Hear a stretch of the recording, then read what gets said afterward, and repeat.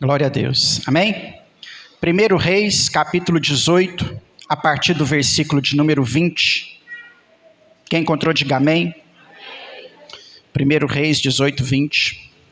Então Acabe convocou todos os filhos de Israel e os reuniu, os profetas, no Monte Carmelo. Elias se chegou a todo o povo e disse: até quando estareis indecisos entre dois pensamentos? Se o Senhor é Deus, segui-o, mas se Baal é, segui-o. O povo, porém, não lhe respondeu nada. Então disse Elias ao povo: só eu fiquei dos profetas do Senhor, mas os profetas de Baal sejam todos, mas os profetas de Baal são 450 homens. Versículo 23. Sejam dados a nós 2 bois novilhos, e eles escolham para si dos novilhos, e dividam em pedaços, e ponham sobre a lenha, porém não lhe metam fogo, e eu prepararei o outro novilho, e porei sobre a lenha, e não colocarei fogo. Então invocai o nome do vosso Deus Baal, e eu invocarei o nome do Senhor Yahvé, e há de ser que o Deus que responder por meio do fogo, esse será o Deus. E todo o povo respondeu dizendo: é boa essa palavra. Versículo 25. Disse Elias aos profetas de Baal: escolhei para vós um dos novilhos e preparai primeiro, porque sois muitos, invocai o nome do vosso Deus Baal, mas não coloqueis fogo no sacrifício. Tomando o novilho que lhe dera, prepararam-no e invocaram o nome de Baal desde a manhã até o meio-dia, dizendo: a Baal, responde-nos. Porém não houve voz e ninguém respondeu, e saltavam em volta do altar que tinham feito. Sucedeu que ao meio-dia Elias zombava deles, dizendo: clamai em alta voz, porque talvez o Deus de vocês pode estar dormindo, ou talvez esteja fazendo alguma outra coisa, ou talvez em alguma viagem. Insista, talvez vocês consigam o acordar. Eles clamavam em altas vozes e, conforme os seus costumes, se retalhavam com facas e com lancetas, até o sangue correr sobre eles. Também sucedeu que, passado o meio-dia, profetizaram eles até a hora de se oferecer sacrifício da tarde, porém não houve voz e ninguém respondeu e nem atendeu. Então Elias disse a todo o povo: chegai-vos a mim, e todo o povo se achegou a ele. Elias restaurou o altar do Senhor que havia sido derrubado, tomou 12 pedras, conforme o número das tribos de Jacó, a qual viera a palavra do Senhor, dizendo: Israel será o teu nome. E com as pedras edificou um altar em nome do Senhor, e depois fez em redor do altar um rego, que lhe podiam caber 2 medidas de semente. Então armou a lenha, dividiu o novilho em pedaços e o pôs sobre a lenha e disse: enchei de água 4 cântaros e derramai sobre o holocausto e sobre a lenha. E disse: ainda fazei uma segunda vez, e o fizeram uma segunda vez. De novo disse: fazei uma terceira vez, e fizeram uma terceira vez. De maneira que a água corria em redor do altar e encheu de água e também o rego. E sucedeu, pois, que sendo a hora de se oferecer sacrifício da tarde, o profeta Elias se achegou e disse: ó Senhor Deus de Abraão, Isaque e Israel, seja manifestado hoje que tu és Deus em Israel, e que eu sou o teu servo, que conforme a tua palavra tenho feito todas essas coisas. Responde-me, ó Senhor, responde-me, para que este povo conheça que tu, ó Senhor, é Deus, e que tu fizestes voltar o seu coração. Então caiu o fogo do céu, consumiu o holocausto, a lenha, as pedras e o pó, e ainda lambeu a água que estava no rego. E quando o povo viu, todos se prostraram com o rosto em terra e disseram: Adonai é o Senhor, Adonai é o Senhor. Amém? Deus, esta é a tua palavra, ela foi lida e será ministrada aos nossos corações nessa noite de domingo. E a minha oração, Deus, é para que através desta palavra o Senhor possa falar conosco aqui neste lugar. Que teu Espírito Santo tenha liberdade de fluir no nosso meio, por intermédio dela. Que nós possamos sair daqui, ó Deus, tendo a certeza de que mais uma vez o Senhor falou conosco e o seu nome foi santificado. Santifica o teu nome, Deus, nessa mensagem. Que ela alcance o nosso coração como uma semente que é lançada em boa terra. Fala conosco, Senhor, nessa noite, em nome de Jesus. Amém. Pode se assentar, meu irmão. Glória a Deus. Hoje eu quero pensar com os irmãos um pouco a respeito de Elias. Elias é, sem sombra de dúvidas, um dos maiores nomes da história de Israel, um dos grandes profetas do Antigo Testamento. Alguns consideram ser o maior deles. Elias se tornou uma referência de Antigo Testamento, principalmente a nível de sinais. Nenhum outro profeta no Antigo Testamento realizou tantos sinais quanto o profeta Elias. Moisés, no Antigo Testamento, se tornou conhecido pela legislatura e Elias se tornou conhecido pelos sinais. O nome de Elias se tornou um nome muito emblemático entre os judeus, mesmo havendo profetas que realizou mais sinais. Nós temos Eliseu, por exemplo. Por incrível que pareça, Eliseu pediu porção dobrada do espírito de Elias sobre a vida dele. Isso era um pedido de adoção, não um pedido de sinais, mas Deus deu para Eliseu o dobro de sinais registrados na Bíblia do que Elias. O livro de Reis registra 7 grandes sinais realizados por Elias, e o segundo Reis registra 14 grandes sinais realizados por Eliseu. Mas mesmo Eliseu tendo realizado mais sinais, o nome de Elias ficou muito emblemático, talvez, porque essas coisas aconteceram em Israel pela primeira vez. Só que Elias não chegou nessa posição de destaque do dia para a noite. Elias, ele é quase que alguém improvável na história de Israel. Só para você ter ideia, nós não conhecemos a família de Elias. Elias não vem de uma descendência famosa na linhagem de Israel. Você não conhece os pais de Elias, você não sabe de onde vem a família de Elias. Nós sabemos que Elias, ele aparece, ele vem da cidade de Tisbé. A cidade de Tisbé, ela é tão pequena, que se você abrir o mapa bíblico da sua Bíblia, que tem no final da sua Bíblia, não tem a cidade de Tisbé. Era um pequeno vilarejo ao norte de Israel, desconhecido, que ninguém dava nada por aquele vilarejo, era um lugar que não se tornou famoso. A única coisa que aconteceu em Tisbé foi essa cidade ter gerado Elias. E Elias sai da cidade de Tisbé mostrando para nós que Deus não trabalha com os holofortes. Porque nós criamos a concepção de que Deus sempre trabalha com os holofortes. E esse é um erro. Esse é um erro que aconteceu aqui no período do profeta Elias, e esse é um erro que nós cometemos nos nossos dias atuais. Cuidado com os holofortes, com os estrelismos. Os estrelismos costumam nos levar à queda. A Bíblia já nos ensina que toda soberba precede a ruína.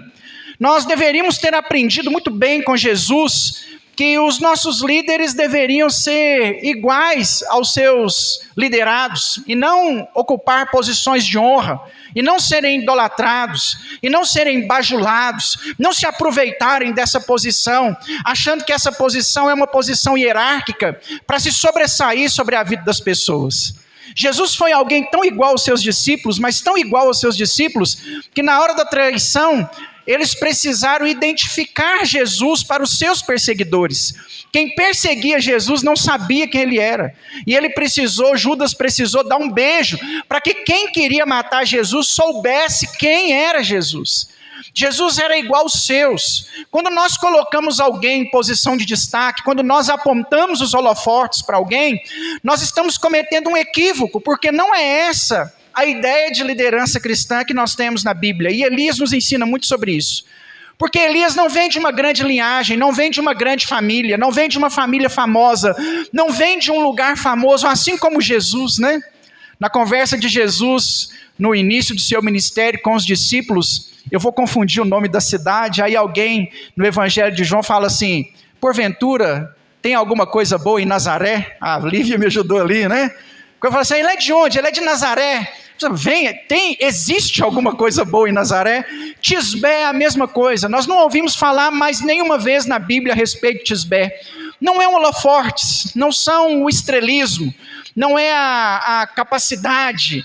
Com Elias nós aprendemos que é o chamado, com Elias nós aprendemos que é a comunhão, que é a intimidade gerada com Deus ao longo de um processo. E esse processo começa lá no início ainda do seu ministério. Um dos seus primeiros sinais é quando Elias faz uma oração para que não chovesse mais sobre a terra. Elias desafia, o período, aliás, que Elias profetiza, é um período de muita crise. talvez uma das maiores crises vividas em Israel ao longo de sua história. Se você pegar a sucessão de reis, até chegar no período de Elias, são 4 reis que se mataram um ao outro para assumir o reinado. Entendeu? Jorão mata Jotão, que mata não sei quem, de repente Acabe assume a posição. E o povo está em crise, o povo está longe de Deus, distante de Deus.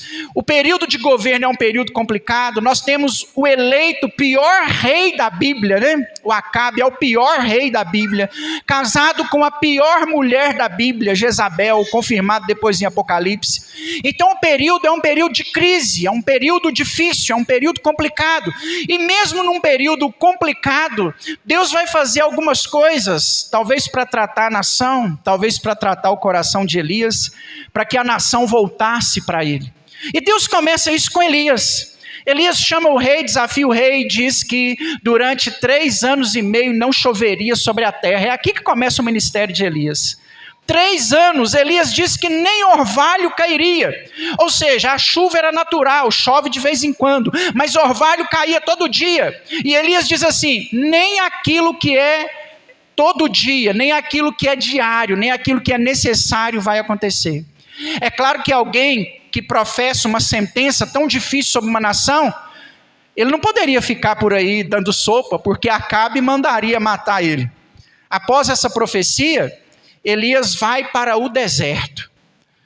E no deserto, Deus vai sustentar Elias. Nós não sabemos se por 2 semanas ou se por 1 ano, o texto bíblico não diz. Mas por um bom tempo Elias ficou nesse deserto sendo sustentado por Deus. E essa talvez seja uma das maiores crises que nós enfrentamos ao longo da nossa caminhada. Sabe qual crise?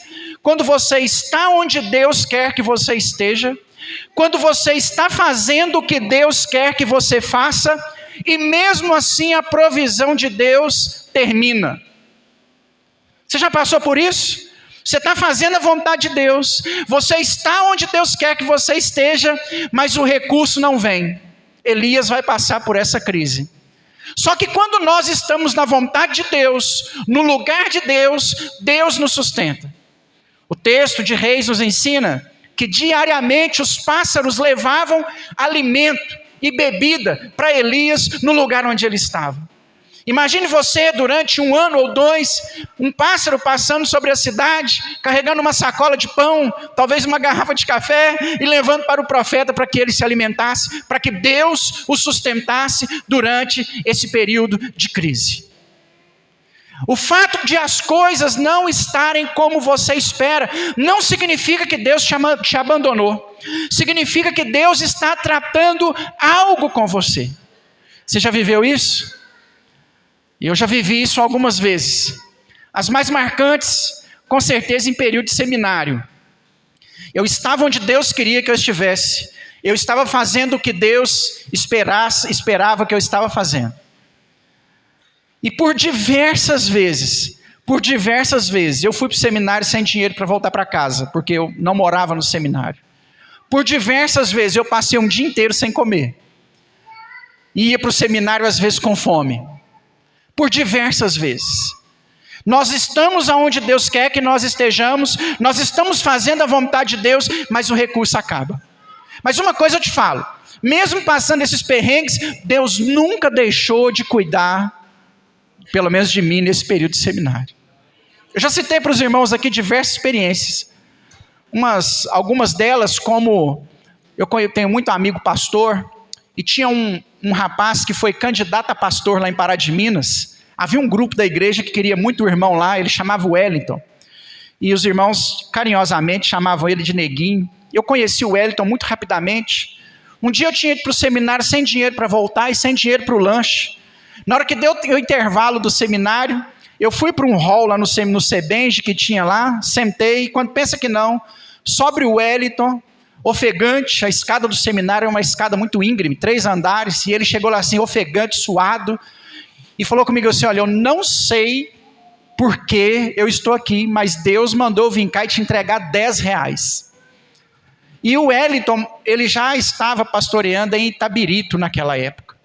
O cara saiu lá de Itabirito, veio em Belo Horizonte resolver não sei o que, Deus mandou ele subir a escada do seminário e me entregar R$10. Hoje parece pouco, mas naquela época era o suficiente para eu jantar, uma janta boa e ir embora.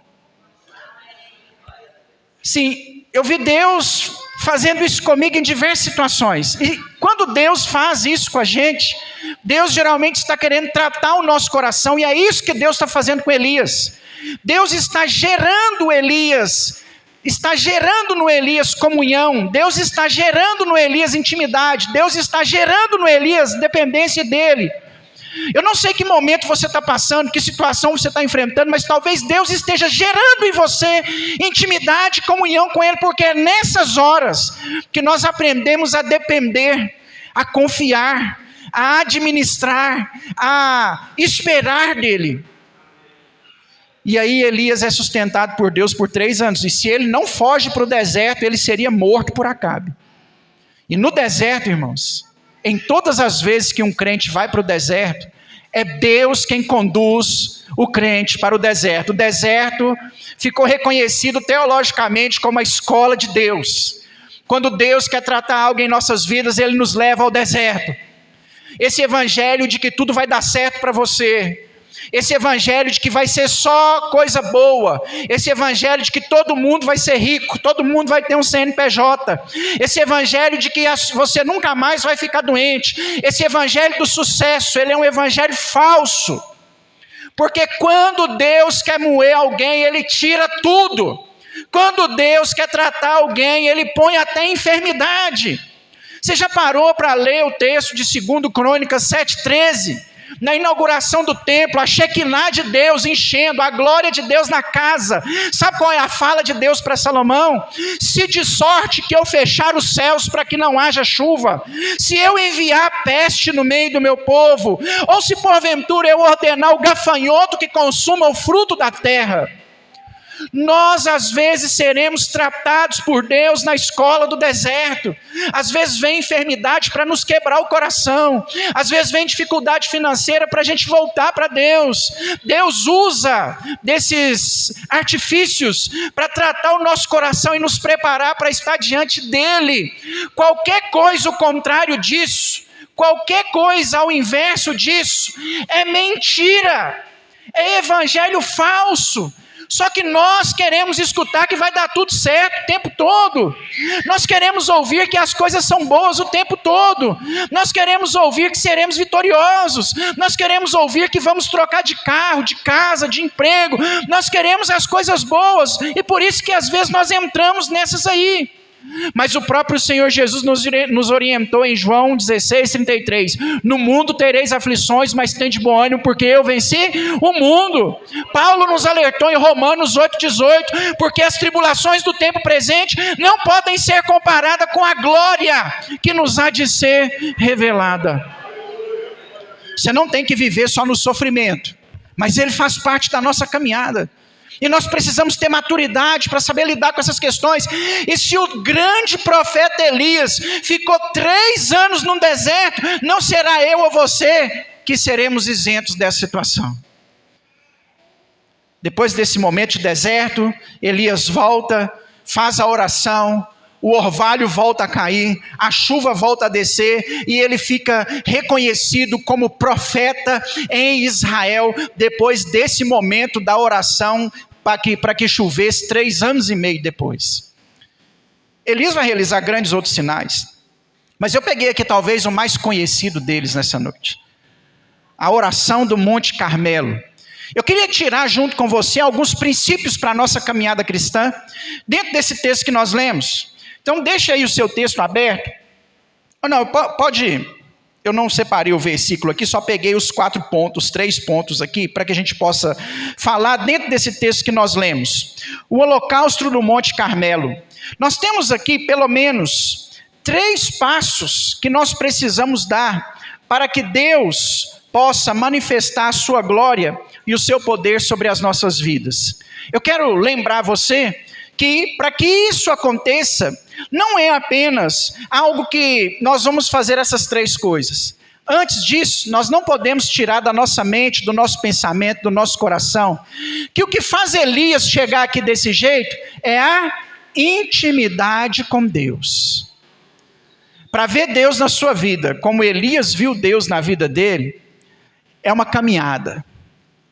Tem pelo menos 3 anos de deserto, meu irmão. Eu queria muito que fosse agora, no estralar de dedos.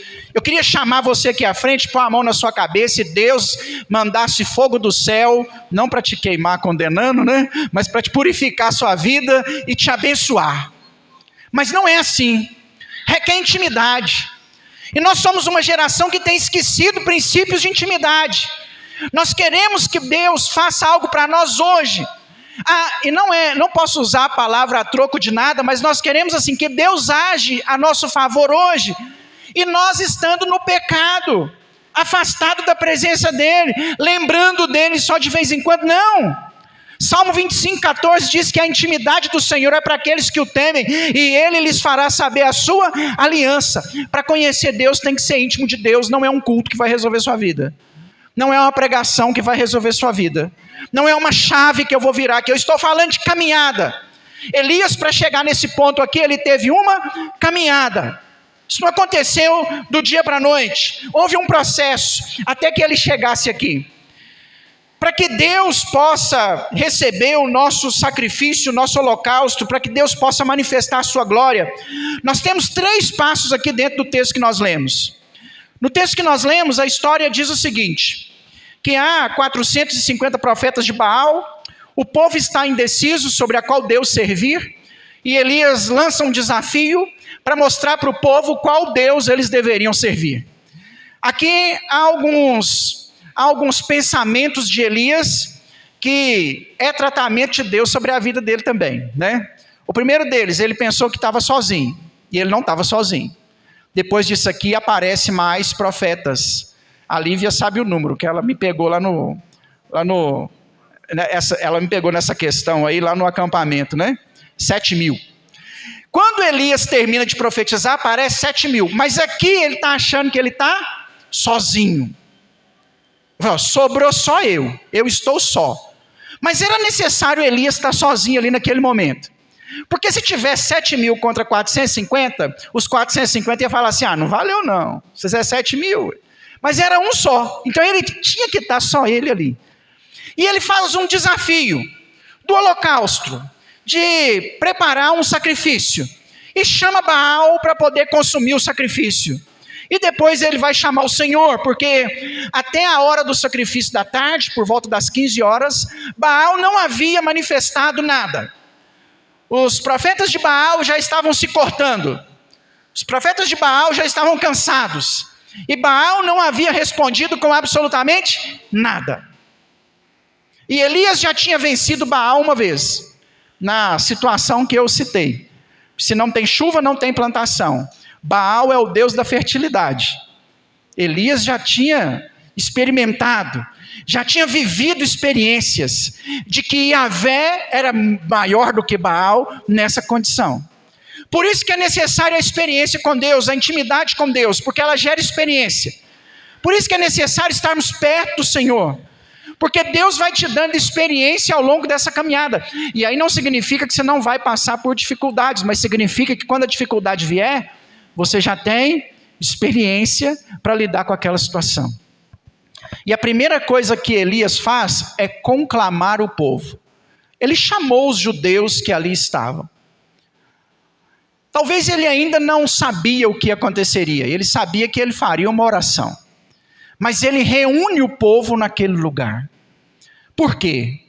Há uma bênção de Deus quando o seu povo está reunido. Parar de reunir não vai tirar você do problema.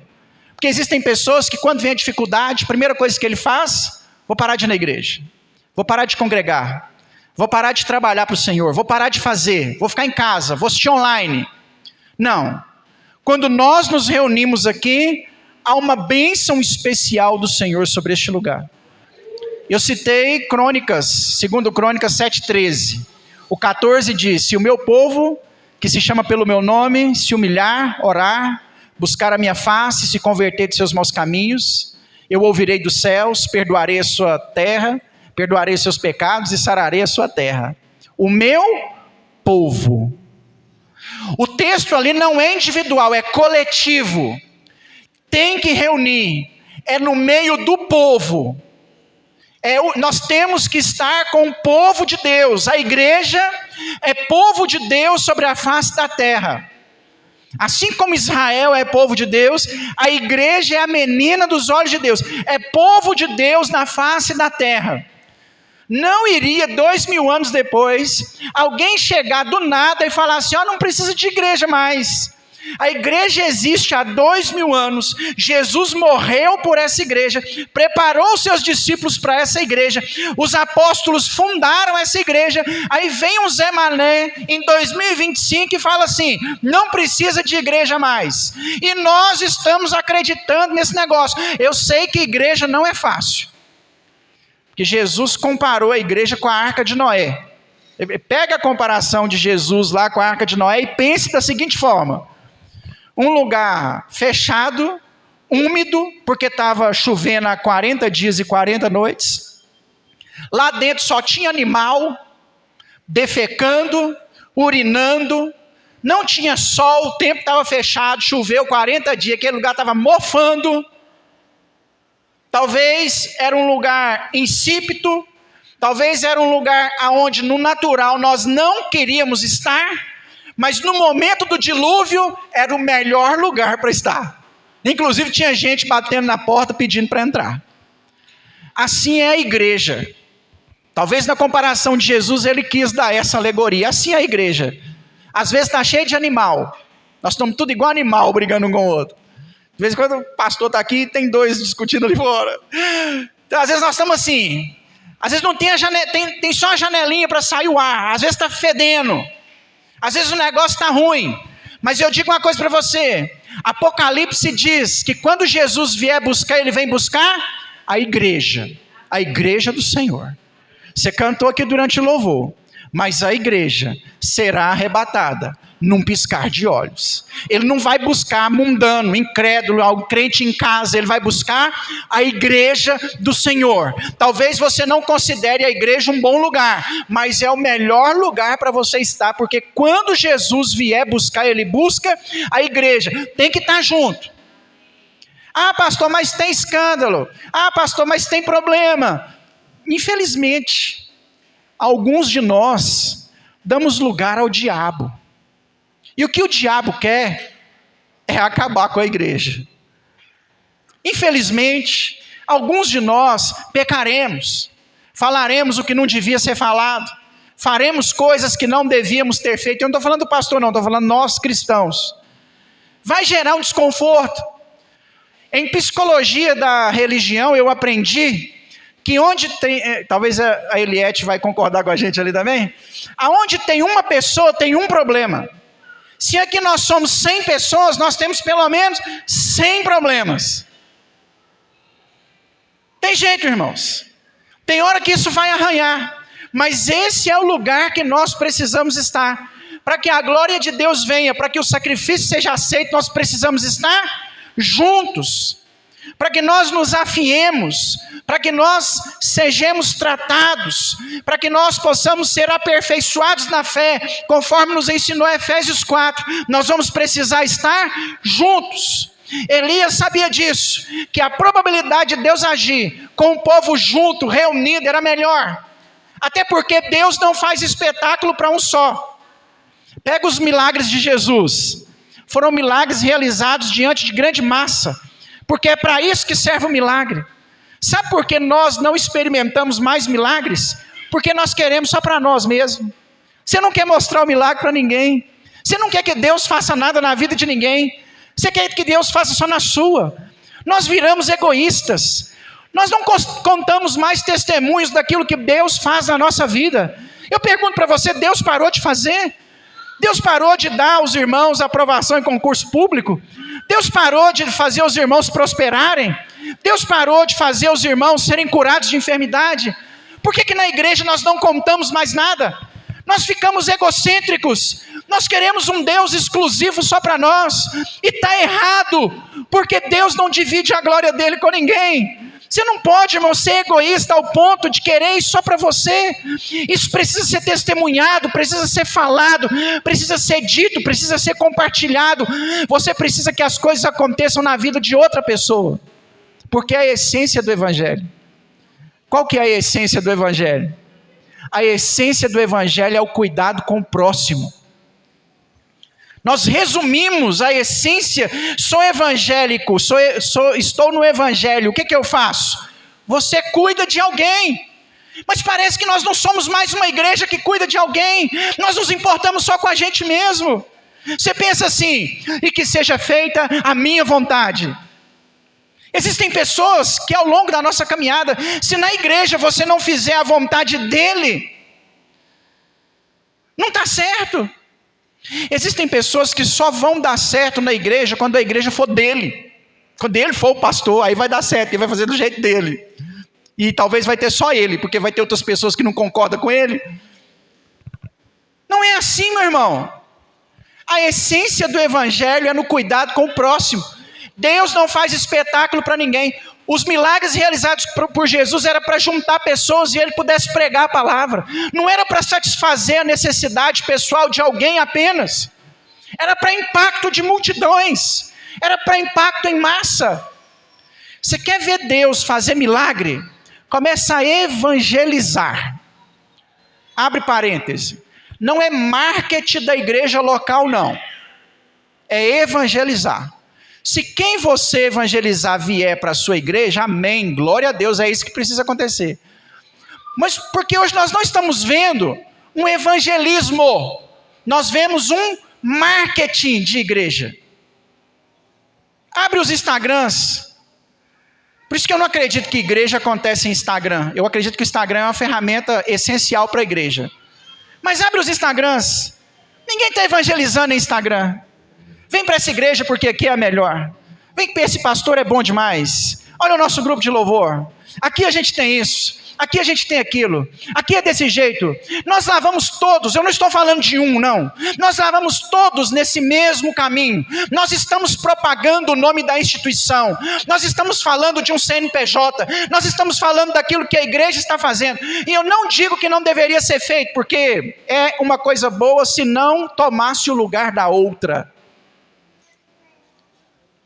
A igreja hoje faz um marketing, ela não evangeliza, e a igreja precisa evangelizar, ir atrás do perdido, querer ver almas se rendendo aqui no domingo à noite aos pés do Senhor. Nós precisamos parar com essa cultura de êxodo, de debandadas entre denominações, e precisamos começar a querer ver almas se rendendo aos pés do Senhor, largando a droga, largando a prostituição, largando a vida errada, largando o mundo e correndo para os braços de Cristo. E você quer ver Deus agindo na sua vida? Comece a evangelizar, de verdade, a propagar o nome de Jesus para as pessoas. Você vai ver gente sendo curada. Vai. A pessoa não tem Jesus, está com a dor na coluna, você vai orar, a dor na coluna vai sumir na hora, porque Deus quer mostrar para aquela pessoa o que Elias pediu para mostrar no Monte Carmelo, que Ele é Deus, que Ele é maior do que os outros deuses todos, que Ele faz.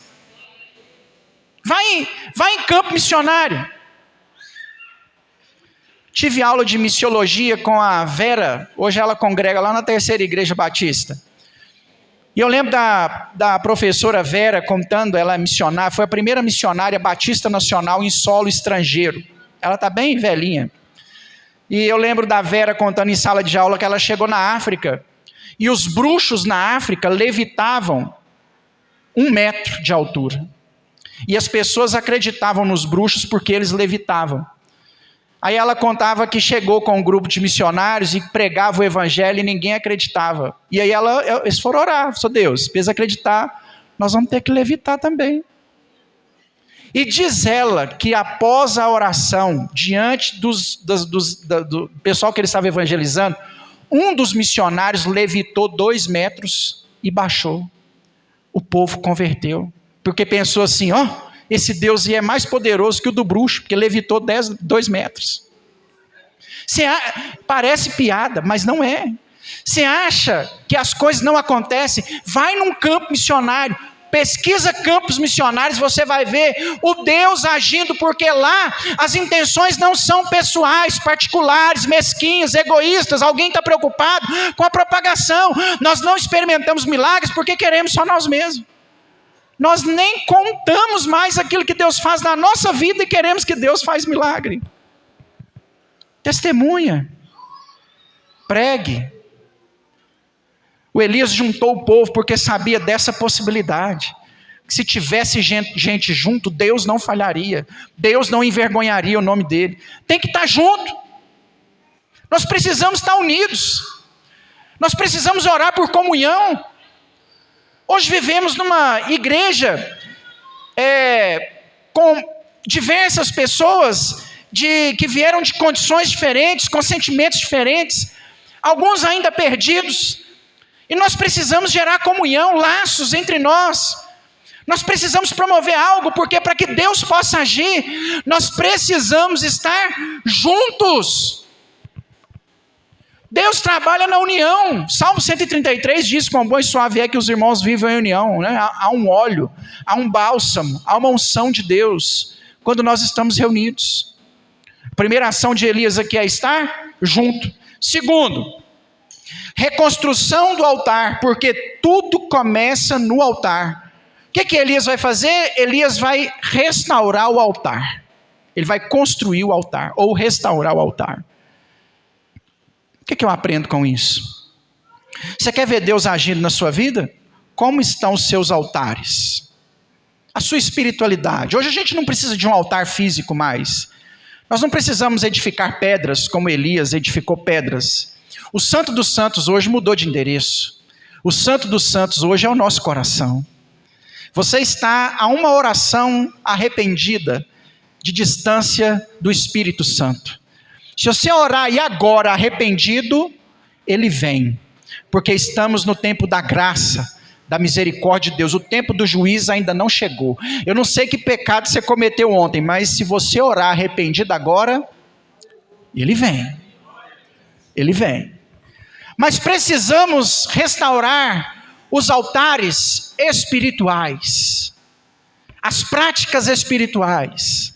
Cada pedra do altar ali para Elias representava uma tribo de Israel, um nome do filho de Jacó, porque ele sabia que representava o povo de Deus. Para nós hoje, cada pedra pode simbolizar uma decisão, uma atitude de voltar à oração, de voltar ao jejum, de fazer algo para Deus, de servir ao Senhor com alegria.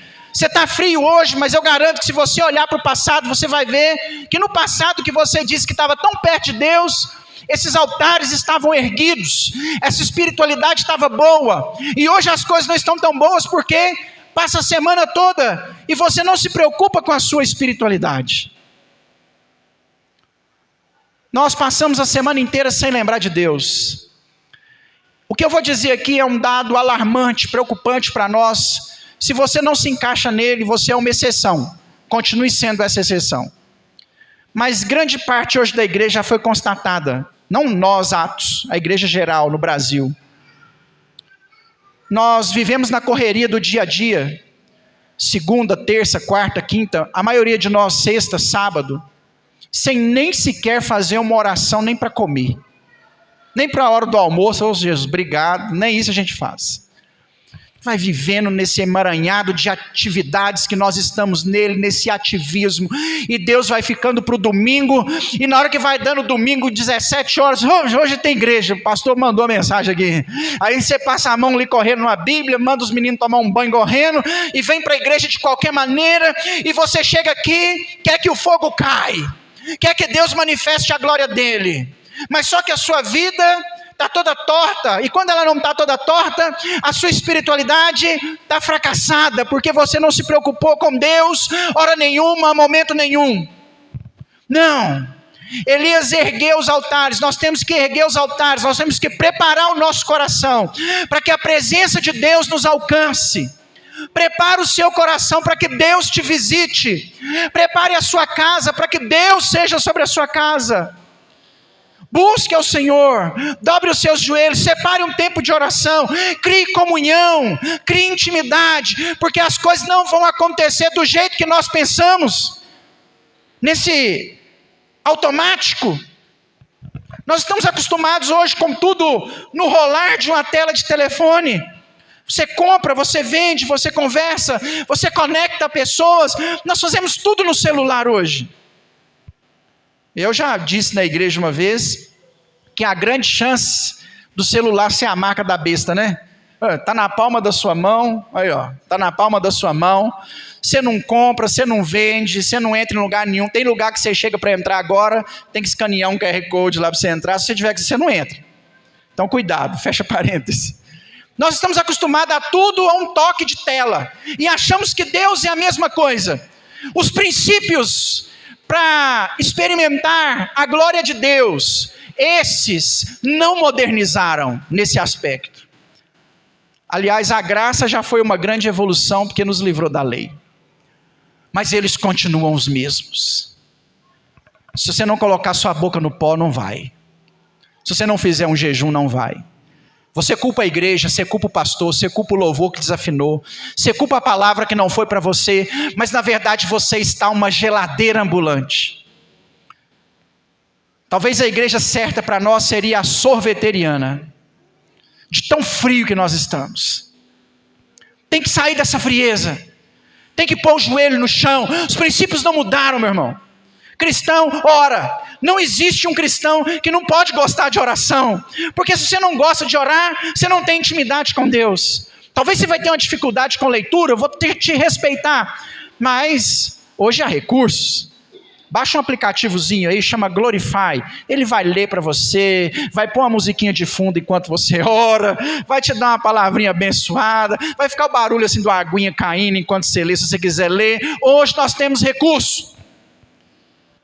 Mas talvez leitura não seja o seu forte, mas oração não tem para onde correr, irmãos. Nós precisamos voltar a gerar intimidade, comunhão. É essa intimidade, é essa comunhão, é erguer os nossos altares, que vai tirar de nós as nossas imperfeições, os nossos pecados, os nossos erros, e vai preparar o nosso coração para que o Senhor venha sobre as nossas vidas. Deus quer te encher do Espírito Santo, Deus quer visitar a sua alma, Deus quer estar com você, Deus quer realizar grandes coisas na sua vida, mas primeiro, meu irmão, tem que erguer altares. Onde está o altar da adoração na sua vida? Levanta um altar ao Senhor, prepara o seu coração para que o Espírito Santo venha. Assim o louvor não vai ter tanto trabalho para levar você à adoração, assim o pastor não vai ter tanto trabalho para fazer você compreender a palavra.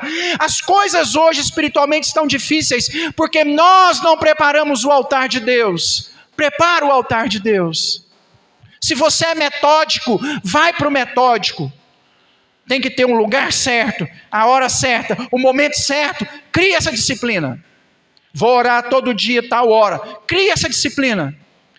Se você não é metódico, arrume os seus meios, corra para Deus, prepare o seu coração para que Ele venha. E Ele vem. Não importa a crise, não importa o lugar que você esteja, não importa o momento que você está passando.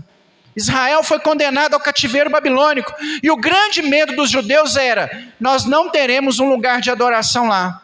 Aí Deus usa o profeta Jeremias, em Jeremias 29:13, diz assim: buscar-me-eis e me achareis, quando me buscardes de todo o vosso coração. Não é o lugar, não é o tempo, não é o momento, é o altar no seu coração, está preparado para que Deus venha te visitar.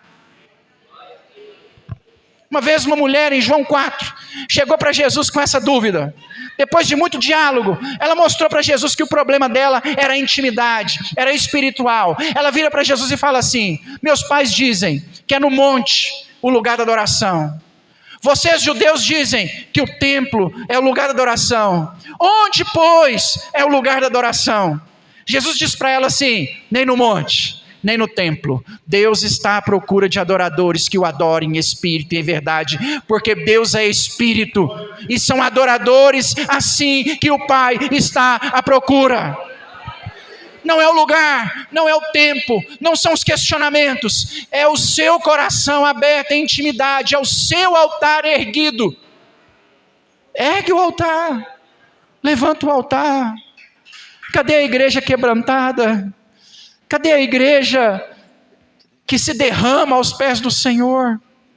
Eu tenho percebido que o tempo está passando, a volta de Jesus é iminente, é para nós. Eu posso estar errado, equivocado, eu vou falar de uma convicção pessoal, não é uma profecia. Para mim não passa da nossa geração, irmãos. E quanto mais isso se aproxima, mais eu vejo pessoas preocupadas com a técnica. Não é a técnica que faz um louvor, não é a técnica que faz um pregador, não é a técnica que faz uma igreja, é a unção, é a presença, é a glória, é a intimidade, é a gente chegar e saber que Deus está aqui, é saber que Deus está ouvindo a nossa oração. O resto é só resto. Que adianta você ter um louvor altamente técnico? O que adianta você ter uma palavra técnica e a culpa não é só de quem faz, é de quem analisa? Quanto mais o Senhor se aproxima, mais eu percebo na vida das pessoas a análise técnica do culto. Não é isso que Deus está esperando de nós. Deus espera a igreja quebrantada, a igreja derramada, a igreja vibrante, a igreja que se quebranta, a igreja que chora, a igreja que se derrama aos seus pés, não a igreja que fica avaliando o que deu certo, o que deu errado, a conjugação verbal. Não é isso. Se o solo da guitarra ficou perfeito, se a voz fez a onda certa, se o irmão alcançou a oitava para a Márcia, não é isso. É a unção, é o poder, é a glória. Não é encher esse altar de instrumentos, embora isso seja bom, e tomara que isso um dia aconteça, mas não é isso que resolve o nosso problema. É o joelho no chão e a quantidade de intimidade que nós temos com Deus. Erga o seu altar, levanta o seu altar ao Senhor. Depois de erguido o altar, fica a pergunta para nós: o altar está erguido em nome do Senhor? Ou você tem erguido o seu altar a outros deuses? Tem hora que a gente até tenta erguer o altar, mas não basta só erguer o altar. O altar tem que ser ao Senhor. Não ergue altares a homens, não. Faz isso a homens, não. Homens passam. Homens estão aqui hoje e amanhã não. No início da minha conversão eu gostei muito, assim, cada época da vida da gente a gente vive alguma coisa, né?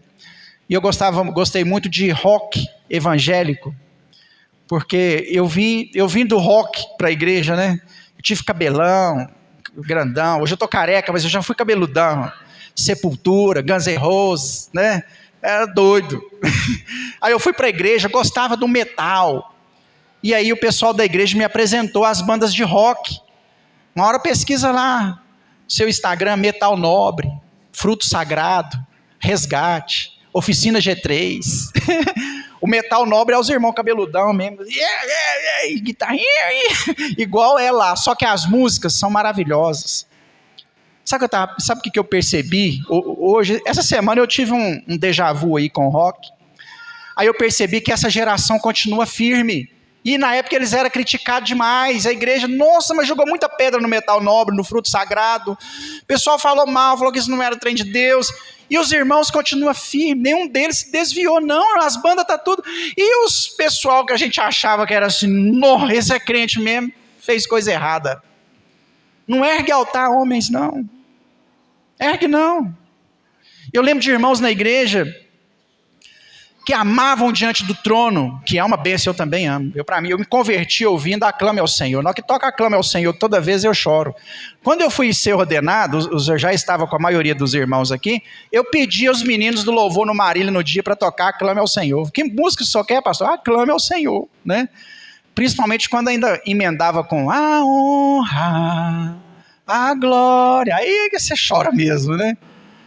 Mas passou.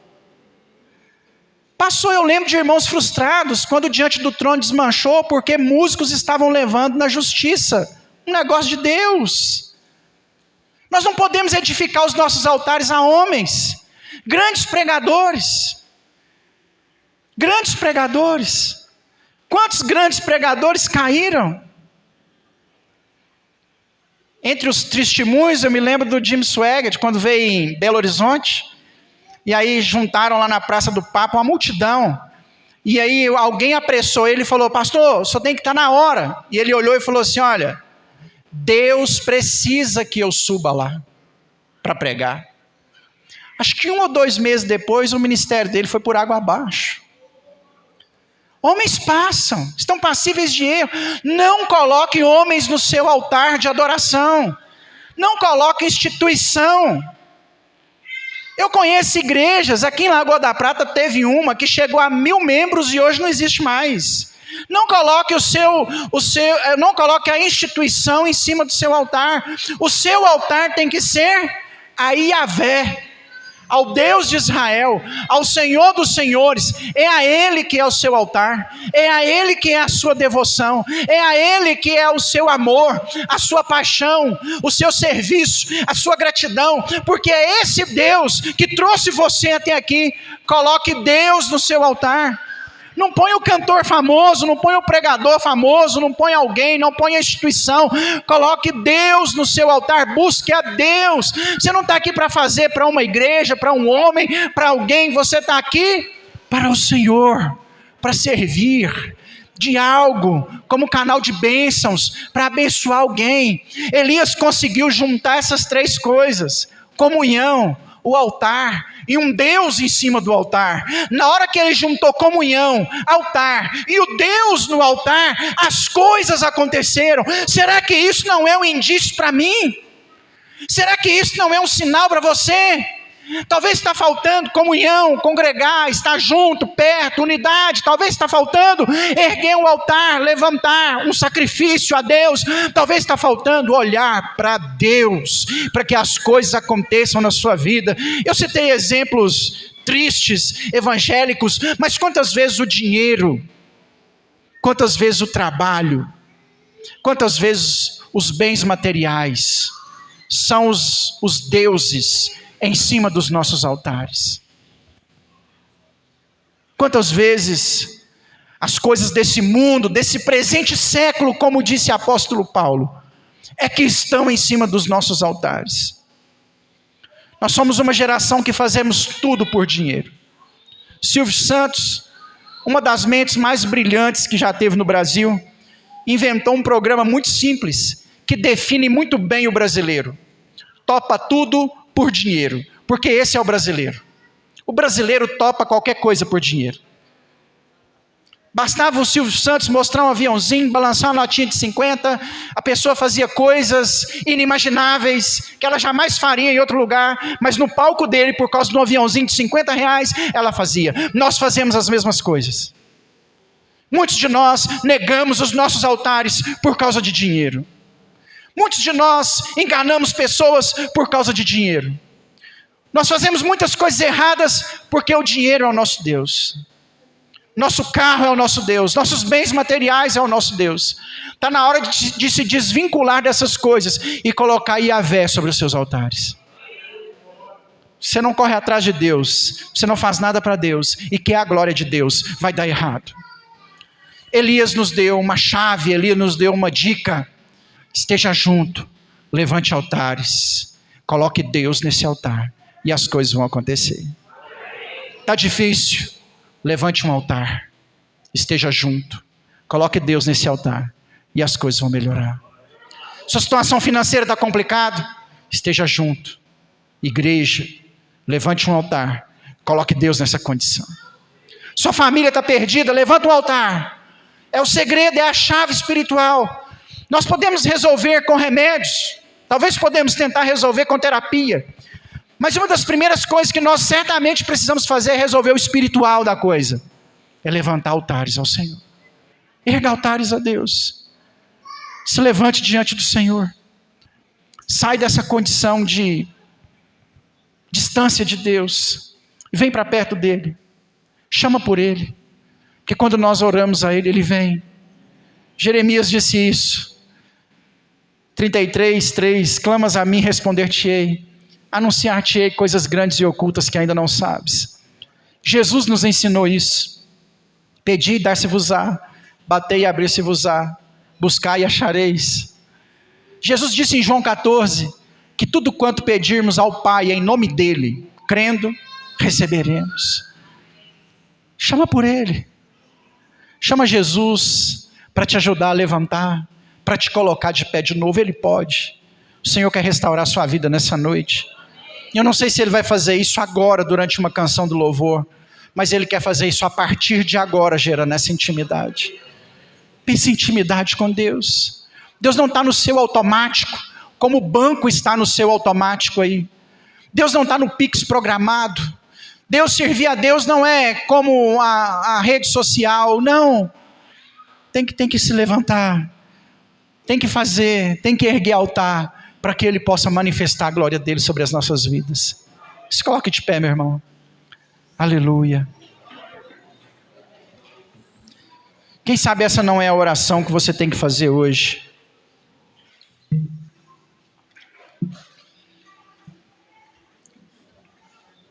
Quem sabe essa palavra não foi para você. Quem sabe você não está frio aí espiritualmente há muito tempo. Dê uma repassada aí na sua vida, nesse momento. Como estão os seus altares? Como que está aí a sua comunhão com Deus, a sua intimidade? Talvez ainda nem chegou nesse ponto, talvez você ainda está no deserto, igual Elias estava, porque aqui já tinha passado o deserto, né? Talvez você está aí na primeira parte da mensagem ainda, você está sendo tratado por Deus. Faça sua oração nesse momento, dê uma repassada aí na sua vida. Pede a Deus para te ajudar nesse deserto, para te ajudar a reerguer o altar. Peça o Senhor para a glória dEle te visitar. Talvez você está no momento de orar com crédito, como ele orou aqui, né? Na versão João Ferreira de Almeida, a oração de Elias é assim: se eu sou homem de Deus, que caia fogo do céu. Que ousadia! É a ousadia de alguém que levantou altares, que está junto, que colocou Deus sobre esse altar. Quando a gente faz essas coisas, irmãos, Deus vai nos dar ousadia para orar e falar: Senhor, estou contigo, e o Senhor vai agir, eu preciso agora. E Deus vem, não é determinismo, não é impondo nada para o Senhor. Elias não fez isso aqui não. O que ele fez aqui é a consequência de alguém que levanta altares. Vai para esse patamar. Talvez você não está podendo falar isso porque a vida está ruim, está mal, a caminhada está difícil, mas ainda há tempo. O Senhor pode te ajudar a levantar altares nessa noite. Antes de eu orar por você, faça a sua oração. Ore ao Senhor nesse momento. Peça a Ele aí o ponto dessa mensagem que talvez Deus falou com você, para que seja restaurado nessa noite. Em nome de Jesus. Em nome de Jesus. Caminho para a adoração, há uma porta que tem que se abrir os meus olhos espirituais, para que eu possa ver.